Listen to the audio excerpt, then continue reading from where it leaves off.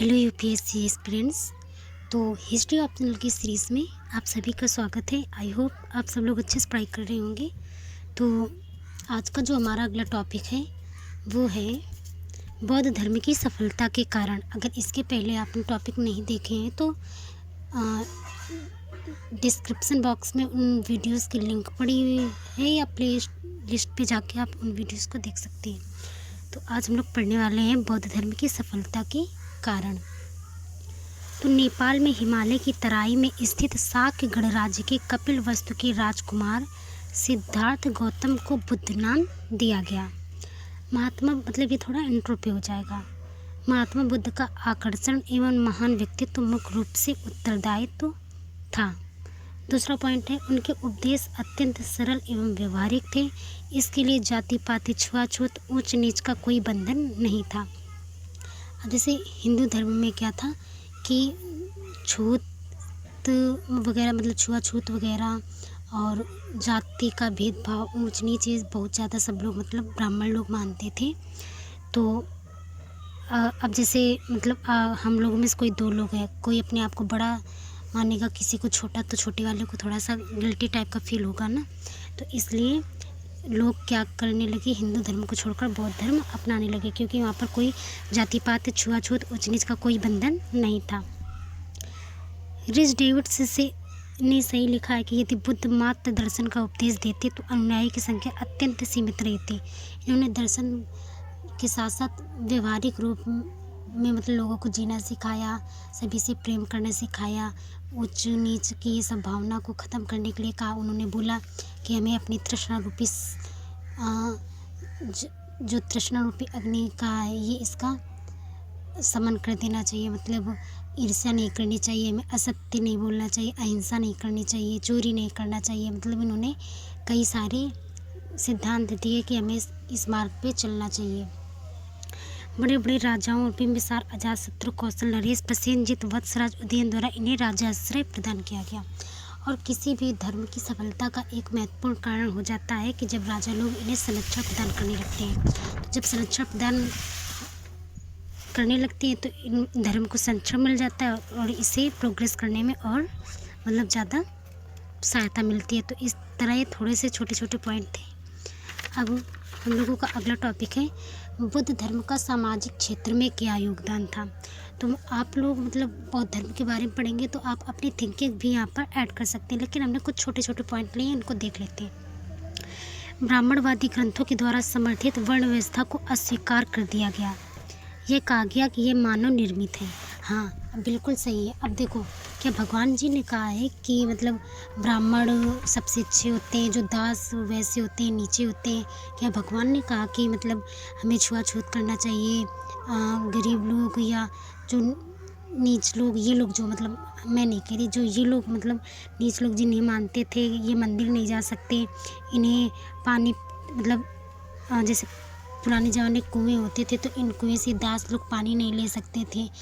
और जो ये सबसे अत्यंत निम्न वर्ग के जो लोग मतलब माने जाते थे, जैसे क्या कहते हैं, साफ़ सफाई से संबंधित लोग थे, तो जब ये नगर में प्रवेश करते थे तो एक ढोल लिए रहते थे, ढोल को बजाते जाते थे तो लोग इनसे दूर हटते जाते थे। मतलब ब्राह्मण लोग तो यहाँ तक कहते थे कि ये जो अत्यंत नीच वर्ग के लोग होते हैं इनकी परछाई भी इन पर नहीं पड़ने देते थे।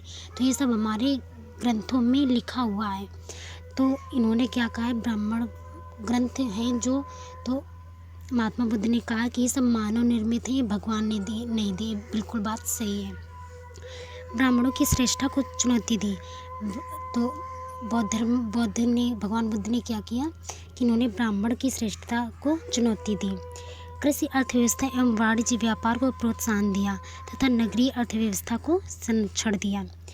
निम्न वर्ग के लोगों के लिए भी निर्वाण का मार्ग खोल दिया। अब जैसे ब्राह्मण धर्म में क्या था, हिंदू धर्म में क्या था कि वैश्य और शूद्रों को वेद पढ़ने की अनुमति नहीं थी, न उन्हें वो पढ़ सकते थे न सुन सकते थे, लेकिन यहाँ पर इनको भी निर्वाण का मार्ग खोल दिया गया इनके लिए भी। गृहस्थिक जीवन से विलग हो चुकी महिलाओं के लिए संघ जीवन के रूप में एक वैकल्पिक मार्ग प्रस्तुत कर दिया गया। जो मतलब जैसे गृहस्थ जीवन से जो अलग हो चुकी थी उनके लिए भी संघ जीवन के रूप में एक वैकल्पिक मार्ग प्रस्तुत कर दिया गया। अब देख लेते हैं कि जैन धर्म एवं बौद्ध धर्म में समानताएं और असमानताएं क्या है। तो पहले कुछ समानताएं देख लेते हैं। जैसे दोनों की उत्पत्ति की आर्थिक, सामाजिक, धार्मिक तथा वैचारिक पृष्ठभूमि एक ही थी। दोनों ने ब्राह्मणवादी यज्ञ, हिंसा, बलि एवं कर्मकांड का विरोध किया। इन दोनों ने कर्मकांडों की जो कर्मकांड हैं इनको मतलब निषेध, इनको मानने से इनकार कर दिया। इन्होंने बोला कि जो ग्रंथ हैं हिंदू लोगों के या ब्राह्मणवादी जो ग्रंथ हैं मानव निर्मित हैं।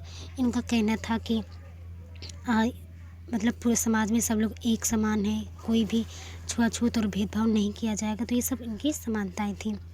दोनों सुधारक संप्रदाय थे। दोनों धर्मों के प्रवर्तक क्षत्रिय राजवंश के थे। हाँ, इन दोनों में एक कॉमन चीज़ थी, दोनों क्षत्रिय राजवंश के थे। पुनर्जन्म मतलब क्षत्रिय मतलब राजा के पुत्र थे दोनों। पुनर्जन्म कर्म में मुक्ति के सिद्धांत को स्वीकार किया। हाँ, इन लोगों का मानना था कि पुनर्जन्म होता है और कर्म करेंगे जैसे मतलब उसी प्रकार मुक्ति भी मिलेगी। निम्न जाति तथा महिलाओं के प्रति उदार दृष्टिकोण दिखलाया। जैसे अब ब्राह्मण ग्रंथ हैं जो हम लोगों के पुराण या वेद हैं, इनमें मतलब जैसे कौटिल्य ने ये कहा है, कौटिल्य हो गए और क्या कहते हैं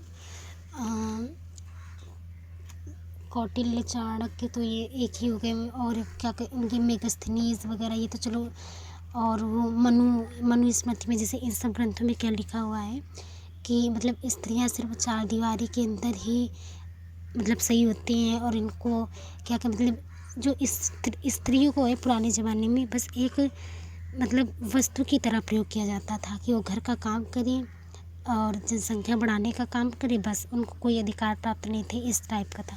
तो इन्होंने क्या किया, इन्होंने उदारवादी दृष्टिकोण दिखाया। असमानताएं क्या थी?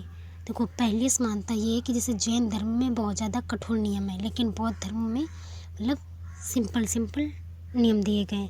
तो जैन धर्म वैदिक धर्म से अधिक निकट था। इनका दृष्टिकोण सहिष्णुतापूर्ण था, जबकि बौद्ध धर्म ने स्वयं को पृथक कर लिया था। इनका दृष्टिकोण क्रांतिकारी था। जैन धर्म में मुक्ति के लिए त्याग एवं उत्पीड़न अनिवार्य थे। हमने बताया ना, जैन धर्म बहुत कठिन है।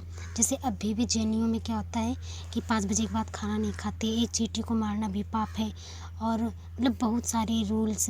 इनको जब दीक्षा दी जाती है तो इनके एक बाल शरीर से निकाले जाते हैं, बहुत सारे व्रत रखने पड़ते हैं, निर्जला टाइप के इस तरह। जबकि बौद्ध धर्म में मुक्ति के कष्ट, सादे क्रियाएं एवं अधिक भोगविलास के बीच का मार्ग ढूंढा गया है। मतलब बौद्ध धर्म में ऐसा नहीं है। फिर आगे, जैन धर्म के दिगंबर मतावलंबियों में नग्न रहने का प्रावधान है। जो जैन लोग हैं इनके जो मतावलंबी है वो बिना वस्त्र के रहते हैं, जबकि बौद्ध भिक्षु वस्त्र पहने रहते हैं। जैन धर्म ईश्वर के अस्तित्व का स्वीकार करता है, जबकि बौद्ध धर्म अनीश्वरवादी है। बौद्ध धर्म बोलते हैं कि ईश्वर के अस्तित्व को स्वीकार नहीं करते। बुद्ध काल में द्वितीय नगरीकरण। अब देख लेते हैं बुद्ध काल में जो द्वितीय नगरीकरण की अवधारणा थी ये क्या थी। तो बुद्ध काल में गंगा घाटी में काशी, कौशाम्बी, चंपा, श्रावस्ती आदि विविध नगरों का उद्भव हुआ।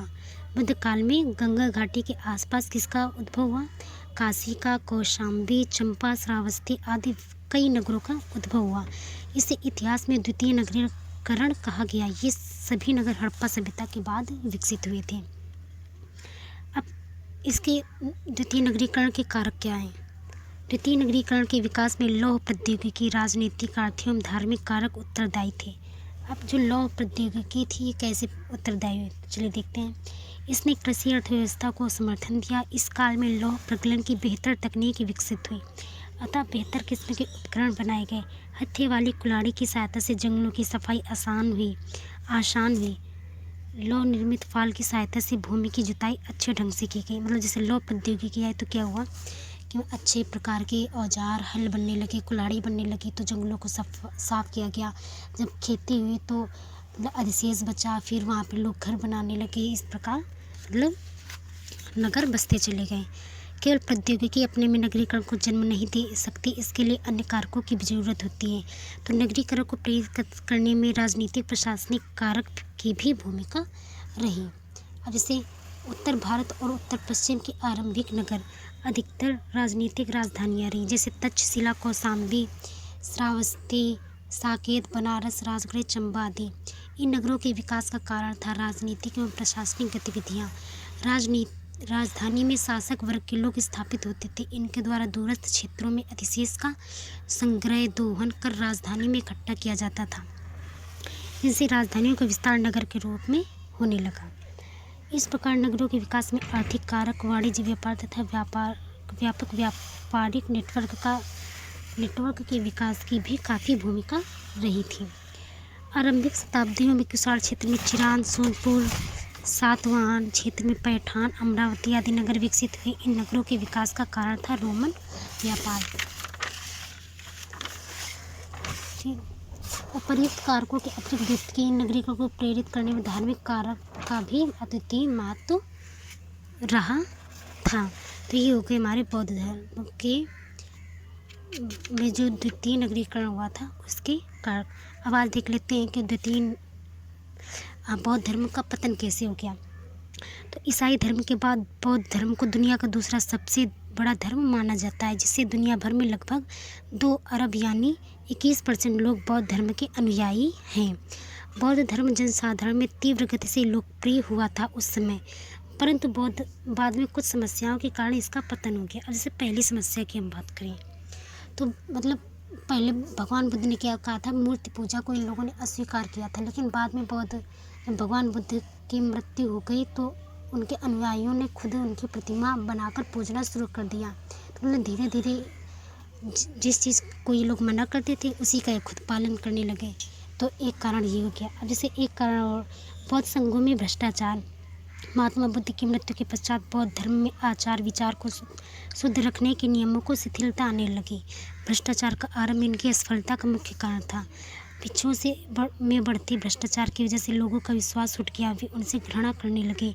भिक्षुओं के प्रति इन विचारों ने बौद्ध धर्म को बहुत पीछे धकेल दिया, जिससे उसका पतन हो गया। अब जैसे और दूसरा कारण, संप्रदायों में विभाजन। बौद्ध धर्म में 2 धर्मों महायान, हीनयान नामक 2 संप्रदायों में विभाजित हो गया, जिससे बौद्ध धर्म की शक्तियाँ भी विभाजित हो गई। तीसरा कारण, हिंदू धर्म का उत्थान। हिंदू धर्म का उत्थान करने के लिए ब्राह्मणों ने बौद्धों का सफलतापूर्वक सामना किया तथा हिंदू धर्म में अनेक सुधार किए। हिंदू धर्म ने एकीकरण के माध्यम से बौद्ध धर्म के सर्वमान्य सिद्धांतों, नियमों एवं व्यवहारों को स्वयं में विलीन कर लिया, जिससे बौद्ध धर्म की पृथकता एवं नवीनीकरण का भेद समाप्त होने लगा और जो बौद्ध थे वो हिंदू धर्म अपनाने लगे। बौद्धों की संख्या धीरे धीरे कम होने लगी। बौद्ध धर्म के सिद्धांतों में परिवर्तन। बौद्ध धर्म के सिद्धांतों में परिवर्तन के पश्चात नए नए संप्रदाय जैसे महायान, मंत्रयान, तंत्रयान तथा वज्रयान आदि का उदय होने लगा। बौद्ध धर्म अपने उच्च आदर्शों को खो दिया। फिर बौद्ध भिक्षुओं के प्रति हिंसा। तो प्रारंभ में हर धर्म सुधार की भावना से प्रेरित होता है, किंतु कालांतर में अनुष्ठानों और विधानों को उन्हीं चक्कर में फंस जाता है जिनका आरंभ में विरोध किया जाता है। बौद्ध धर्म में भी इसी प्रकार का रूपांतरण हुआ। ब्राह्मण धर्म की जिन बुराइयों का बौद्ध धर्म ने विरोध किया था, उन्हीं बुराइयों का ये धर्म स्वयं शिकार हो गया। ब्राह्मण शासक पुष्यमित्र शुंग ने बड़ी संख्या में बौद्धों की हत्या करवाई थी। तो इस तरह मतलब बौद्ध धर्म का पतन हो गया। आगे आप लोग देख लीजिए और पढ़ के इसे नोट कर लीजिए। फिर हम लोग मिलते हैं नेक्स्ट वीडियो में। Thanks for watching.